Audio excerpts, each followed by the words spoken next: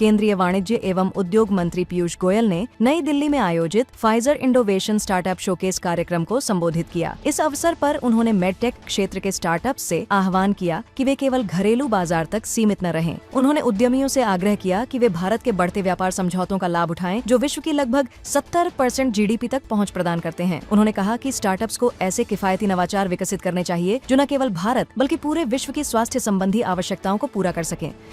केंद्रीय शिक्षा मंत्री धर्मेंद्र प्रधान ने नई दिल्ली के भारत मंडपम में भारत बोधन एआई सम्मेलन 2026 को संबोधित किया। इस अवसर पर केंद्रीय मंत्री ने कहा कि यह 2 दिवसीय सम्मेलन शिक्षा जगत, उद्योग, नीति निर्माताओं, स्टार्टअप्स, नवोन्मेषकों, वैज्ञानिक नेतृत्व और कौशल विकास तंत्र को एक साझा मंच पर लाता है। इस पहल का मुख्य उद्देश्य शिक्षा के क्षेत्र में आर्टिफिशियल इंटेलिजेंस का समावेश करना और भारत एड्यू एआई स्टैक को विकसित करना है, जो भविष्य की शैक्षिक आवश्यकताओं को पूरा करने में सहायक होगा।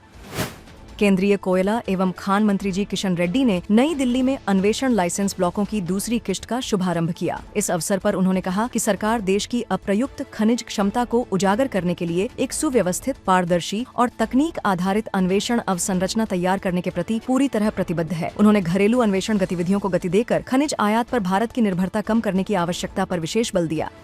रक्षा मंत्रालय ने हिंदुस्तान एरोनॉटिक्स लिमिटेड के साथ 8 दौड़नीय 228 विमानों के अधिग्रहण हेतु एक अनुबंध पर हस्ताक्षर किए। यह अनुबंध आत्मनिर्भर भारत और मेक इन इंडिया के प्रति सरकार की प्रतिबद्धता को और सुदृढ़ करता है। इन विमानों के शामिल होने से भारत के समुद्री संरचना और सुरक्षा तंत्र को व्यापक मजबूती मिलेगी।